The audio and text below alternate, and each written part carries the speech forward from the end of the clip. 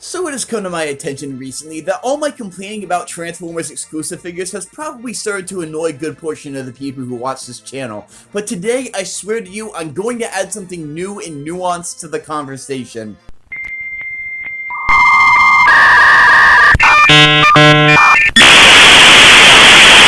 Fuck it, I got nothing. I mean, what have they even said about exclusives that we have already been made painfully aware of?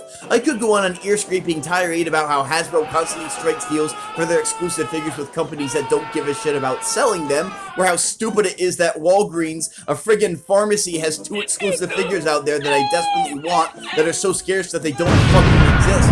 Or the most annoying part, they're always main characters central to the original G1 cast that are put out in incredibly low supply despite cripplingly high demand. You bunch of idiots! I mean, sure, if you want to do repaints from dipshits like Slam Dance or the Power Dashers being sold as exclusives online, that's not a bad idea. But Red Alert, Ironhide, fucking Growl! Why are these figures exclusives?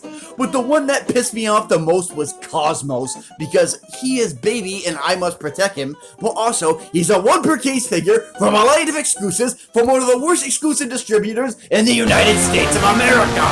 America! Fuck yeah! And it just wouldn't be a stop-motion reviewer video if I weren't complaining about something glaringly obvious without offering anything new to the conversation, minus my existential dread masquerading as internet snark. But let's allow bygones to be bygones, because I think you know the figure I'm talking about, and I fucking found him, boys! Epic Gamer Moves! Exclusive default green screen effect! Fuck yeah! Now, the Speedia 500 collection has been crushing the shit out of me, giving us more line diversity than anything else in the last decade. And the figures they're cranking out might be retools, but they all feel so alive and unique.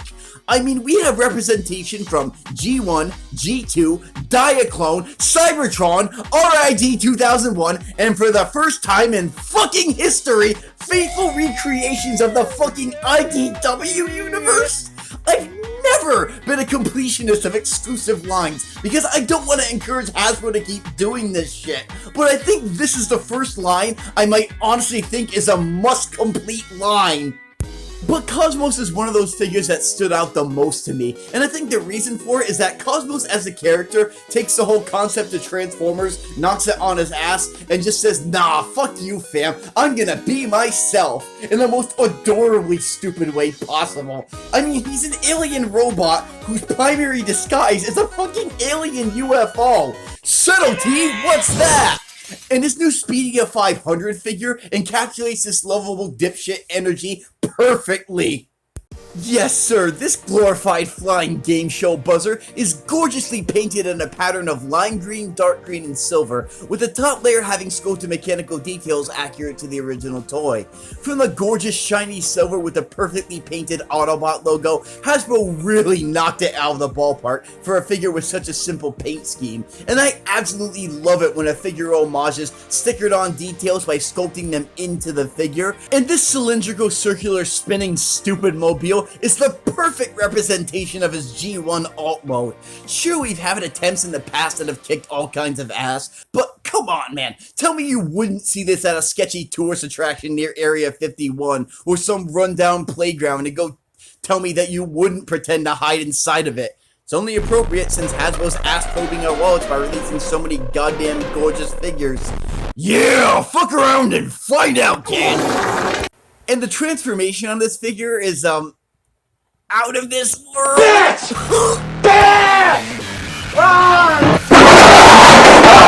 The way the hips explode out from underneath him is one hell of an explosive start enough, but then his arms spinning upside down on this weird cork hinge system is such a different and unique transformation element. His head flipping up the way it does is so genius and satisfying, but ew! Full forming, worst toy ever!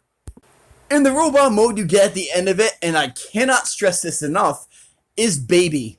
I would defend this fucker with my life. I want to take him out for a fucking ice cream cone. The sheer joy per square inch on this figure is absolutely my vibe, and I love him for it. His head sculpt is so incoherent, yet so expressive and alive, with his mermaid man logo looking ass eyebrows, to his gorgeously painted eyes, and his horrifying mouth thing that kind of looks like a big ass nose, and a terrifying crooked ass smile if you look at it the wrong way.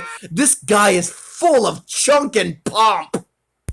I absolutely love his Chef Boyardee canned beefaroni looking ass tummy. I've heard of barrel chested, but not Boyardee. Boy, that stuff is good.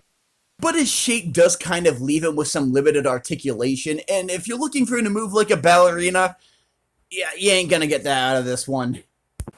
And yeah, he's not posing like some big action hero or anything, but he's still so goddamn good.